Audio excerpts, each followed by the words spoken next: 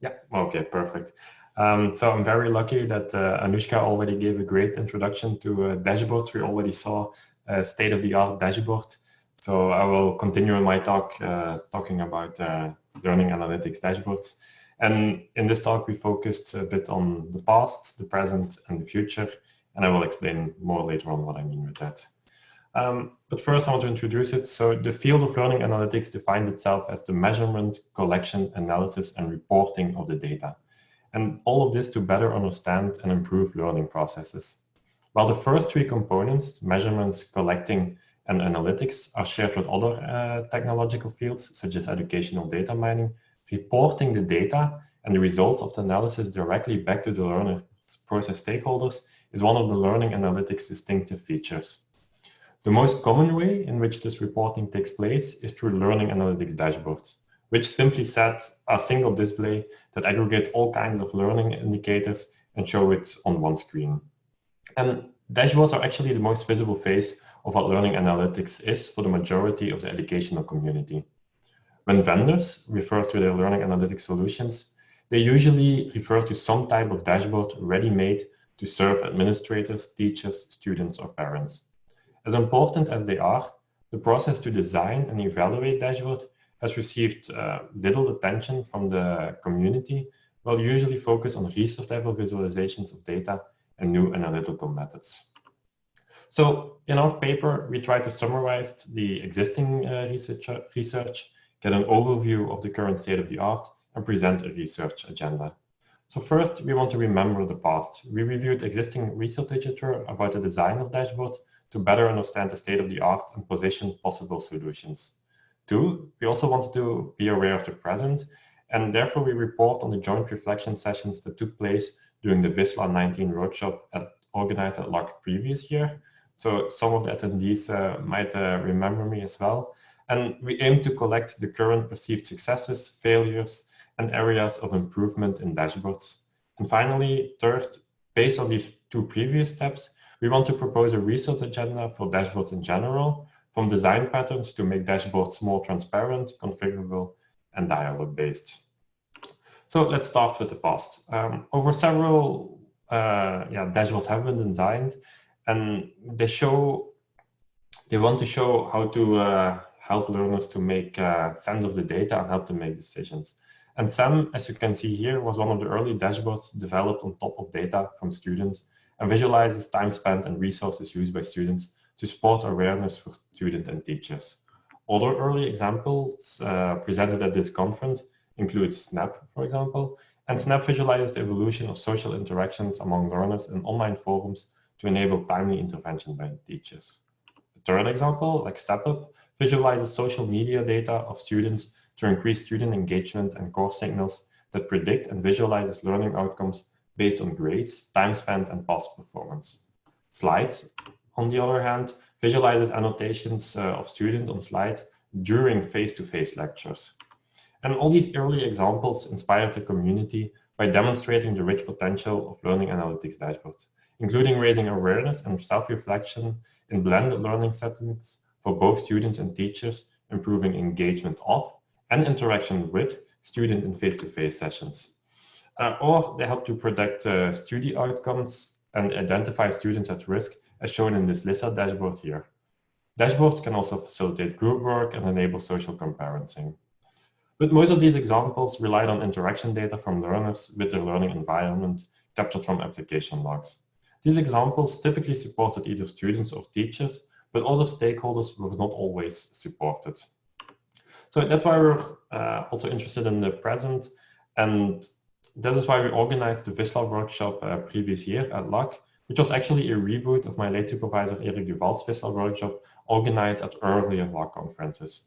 VISLA 19 was a full day workshop, and in the morning we had a great keynote by Professor Sharon Ishao and 6 paper presentations. If you're interested in the papers, you can find them on the website. And it was a very popular workshop with lots of attendees, I think highlighting the importance of the dashboard. We actually had to grab some extra chairs in the other rooms to be able to seat everybody in the workshop. And then in the afternoon, we scheduled a hands-on session in which in the end 16 participants participated. So How did it work? As you can see on the slide here, we divided everybody into different groups, and everybody was working in a team of 2 people. All teams covered 8 topics that were outlined on the table with the different colored papers. So on the table, I think my pointer is visible, yeah, you can see the different topics that were on the table, and then each group needed to work on one topic for a certain amount of time. So the first topic that they tackled, they had 12 minutes of time to work on it, and then they moved on to the next topic at 10 minutes of time, going on to the next 8 minutes. And so they continued working from other people's work. So it was just one way of generating a lot of ideas for the first brainstorm session. So the 8 topics that we already pre-prepared were the following. First, we wanted to know what data can be tracked and what are the challenges related to tracking different data sources. 2, what are the challenges to visualize the data, to clean up the data, to perform usability tests, to implement the technical design, and so on. Then, what are the challenges of using different visualization techniques? Which interaction techniques, for example, are applied, and what are their strengths and pitfalls? What are the commonly encountered challenges and pitfalls during the visualization process? What workflows and recipes can be used to develop the visualization? What are the challenges when evaluating a visualization? And what are the key success stories on the use of both visualization and learning dashboards? And then finally, we also inquired about the major pitfalls and limitations of current visual approaches to learning analytics. And we also asked how to address disabilities in future and LA visualizations. So as you can see here, this is an example from all the ideas generated. So we just took one of the topics and all the sticky notes with all the different ideas we prepared here. And then we sorted. So first the teams worked on different tables, lots of ideas. Then after a certain period of time, we tried to group all the ideas per topic together. And then afterwards, participants received 5 stickers they could use to endorse ideas. So it was some kind of dot voting. And they also received 1 veto sticker for ideas that they did not support. And then finally, in the wrap-up phase, all these voted ideas were discussed in groups. Okay. So these are the 4 challenges that were selected by grouping all these ideas and counting the number of votes. It was not an easy task, as a lot of posters, as you can imagine, were created and a lot of comments that were very similar or even related to other posters. But based on the dot voting and this group discussion near the end of the workshop, we summarized all the results and present these 4 recurring challenges as identified by the VISA participants. So it's about data acquisition, visualization, design process, the complexity and personalization, and then finally the evaluation. So the first challenge is about data acquisition. Participants identified the rich data sources that are currently used by learning analytics dashboards, including clickstream data, social interactions such as analysis of discussion forums, peer learning, social networking, and social media. Participants identified the need to capture the emotions and feelings of students, such as perceived engagement. One sticky note even questions, everything can be tracked, but should we track everything? Which links to the concerns expressed by other participants regarding data privacy, effectiveness, and anonymization techniques and data ownership. Participants rightfully questioned the risk and limitations of collecting and cleaning educational data, such as the possibility of introducing bias or even changing patterns during the cleaning process. However, they also highlighted challenges with clickstream data. It actually got 4 veto stickers, mainly because of privacy concerns and the lack of context. But as one participant mentioned, sometimes it's the only thing we have. So the second challenge is related to the development of visualizations, where participants highlighted the need to involve stakeholders in the design process as early as possible. For example, using participatory design. And participants identified several recent success stories, including the RISE Network for Connecticut Schools, initiative in the University of Michigan, the advising tool at ESPOL, and the Oregon State Canvas faculty dashboard. These examples highlighted the importance of input from stakeholders throughout the design process, including an early need analysis, concept generation, and concept validation. Early feedback from stakeholders is also key to tailor the dashboard to the need of the end user. Focus group, pilot studies, eye tracking, simulated recall, and interviews were cited as possible strategies to achieve this goal. Other good practices, for example, also include the assessment of user data analytics skills prior to the development.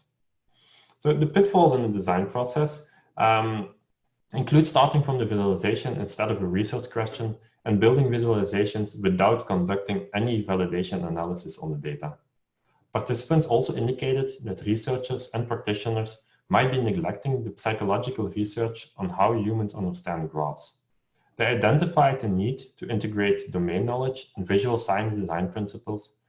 And another important pitfall was the lack of actionability of current dashboards. Often users need to be explained how to enact upon the information given. So to conclude this slide, the lack of theoretical grounding was definitely a recurring issue identified by participants. And third, the one-size-does-not-fit-all mantra was a recurrent topic during the whole workshop. Unfortunately, I did not count the number of times this was mentioned during the workshop, but it was definitely important to everyone. We even had it written out big on the wall, one size does not fit all. However, participants made a distinction between the overall principle of one size does not fit all. For example, a dashboard that works in your university does not necessarily work at the university in another continent. They might have a completely different culture. Or dashboards that are designed for learners are of course not always useful for teachers. And then second, on the other hand, the need for personalization, such as dynamically adapting a dashboard on the literacy and needs of an individual user. Then again, there was a clear consensus that it is important to clearly outline who will be the end user of a dashboard. Different user groups have different needs, but also a different level of data literacy. There was no consensus, however, among participants on whether visualizations should be tailored to the user's data literacy level or not. Several participants endorsed the claim that visualization by researchers might be too complex when we take into account the average data literacy level, while the average is too high. On the other hand, two participants who used their veto stickers also argued that we should be careful with treating data literacy as a given. After all, we can train our users and help them improve their data literacy, and so also improve their understanding of dashboards. And then possible interpretations of data displayed in visualizations was another issue endorsed by several participants. Participants indicated that many dashboards are overwhelming and presenting too much data and options. So luckily, the previous example that we saw from Anushka did not have this problem, but many dashboards definitely can be perceived as overwhelming. And then the final challenge was about evaluations. Participants identified the following needs when they are talking about evaluating of learning analytics dashboards. First, choosing what to evaluate, such as usability, actionability, changing in learning behavior, changing in teacher practice, acceptance of new technology, and so on and so on. They wanted to know how to evaluate success. What is success and for who and in which conditions? And finally, the theoretical assessment. What are the theoretical arguments for using the dashboard? So they did not reach a consensus regarding which evaluation methods should be used by default. We had a large discussion about it, and one group argued for randomized controlled trials, while the other group argued for smaller incremental studies, focusing more on the user experience. The main argument for randomized controlled styles was that universities have sparse resources and evidence is needed before dashboards are deployed on an institution-wide scale. Counter arguments were that the impact may be achieved in a later stage and it's difficult to measure, and that using a control group is even not always allowed because students need to have a fair chance. Participants identified several challenges in evaluating dashboards, including finding users to participate in evaluations and avoiding a skewed sample of students who are already engaged. And please see the paper for all the details because there was a lot of discussion on the evaluation. So these four challenges brings us to the future, and we wanted to give some guidelines on how to address these challenges in the next research. And when I'm talking about the future, I'm not just talking about cyberspace, but more about design implementations for the field. So a first recommendation would be to elaborate design patterns. And to resolve all these mentioned issues on data literacy, misinterpretation, lack of theoretical underpinning, it is very important to extract and group successful patterns from existing learning analytics dashboards and visualization literature. For example, it would be useful to come up with a list of designs linked to a specific objective, including designs that have been shown to be effective ways to show course progress, designed for reflection of own performance, and designed for showing predictions, etc. In this way, new dashboards should not have to be designed from scratch, but they can reuse tried and theory-grounded solutions in innovative combinations. Initial work in this area has been done by Cedric Jan, who proposed a conceptual model that links design principles with learning process and feedback concepts. Future work should also further elaborate such mapping exercise and present recommendations to guide the choice of visual representations of data and learning dashboards based on empirical data research. Such studies should also assess the utility of different visualizations for different end users to infer guidelines that can be used for different user groups. Design patterns and guidelines should be elaborated to better inform the community about key visualization principles that need to be taken into account when designing dashboards. Although some initial awareness about misleading visualizations, such as 3D pie charts, I definitely recommend reading Save the Pies Home Dessert, has been raised by researchers in the field. There is a need to research and present principles from visual sciences and infer design patterns based on existing dashboards. And as I mentioned, the evaluation was definitely an important part of the workshop. And the purpose of dashboard is not only to make users aware of the data, but to help them reflect on the data and improve their own learning process as a result. Evaluation should be directed to tracing changes in behavior related to information obtained from dashboards. Developing such an evaluation strategy should be one of the key goals of the learning analytics community. And results from the workshop indicate that there is a need to better articulate the evaluation goals of the dashboard. Both in the literature as well as in the results, we can observe some differences with respect to these evaluations. Some researchers argue that dashboard evaluations should focus primarily on whether its goals are fulfilled, secondarily on the impact of learners' effect, and then finally on the usability of the tool. On the other hand, and this is also important, I think, other researchers also critique these approaches where impact is measured without evaluating the usability of the dashboard. Participants of our workshop also voiced concerns about misinterpretation of visualizations and a need to evaluate the understanding of data and visualizations. But several participants also argued to use iterative user-centered design approaches that first focus on the user experience before conducting impact evaluations in order to avoid bias in the results. All of this to better tailor dashboards to the needs of all stakeholders and to increase acceptance. In addition, an evaluation framework is needed that is grounded in both learning and visual sciences that makes user-validated instruments. Several review papers mentioned on the slide already do some groundbreaking work on this. And then finally, there is also a need to elaborate a practitioner guide that outlines different human-computer interaction methods that can be used for evaluating dashboards with end users. Okay.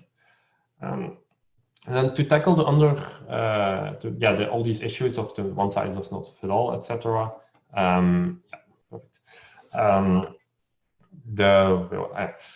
So to tackle all these issues, we need to look beyond all these one-way interaction with. So at the moment, users only get information from the dashboards, and in the best cases, the visualizations, just give information to the user and don't give anything back. So we should be able to go in a two-direction field where dashboards can also be interacted with, and also users can change the data used in the model, even change the parameters of the model, or even change the model itself. And it's important that we show actionable suggestions to users. So we argue that this new breed of explainable, configurable dashboards is the next evolutionary step for learning analytics. So to address these challenges, research efforts on explainable AI and model steering with input from end users is of key interest. It will be essential to tailor existing solutions to the needs and the level of expertise of the end users. And most current and past visual analytics work have been tailored to machine learning experts, but the key challenge is to come up with interaction paradigms that will work for non-expert users as well. And then finally, as in other domains, there is also a need to consider ethical implementations of predictive system and bias that may be present in the data. This concern was also expressed by the veto voters of the clickstream data. Dashboards do offer a great promise to address these challenges, but they can also mislead people or give the wrong impression. So it's definitely important to have a strong ethical framework when designing dashboards. To conclude, dashboards are the main representation of this field, and as such, their correct design and evaluation should be an important component in the research agenda. While there has been extensive implementation effort, some researchers also critique the evaluation of dashboards, which leads to the uncertainty in the design of new dashboards, where there are a few lessons learned and effort is wasted on rebuilding from scratch. So current experts think that the field might be not good enough for adaptation, but we think if we follow a good research agenda, this might definitely help. So with that, I would like to conclude my presentation and thank you very much for your attention. I'm happy to receive questions.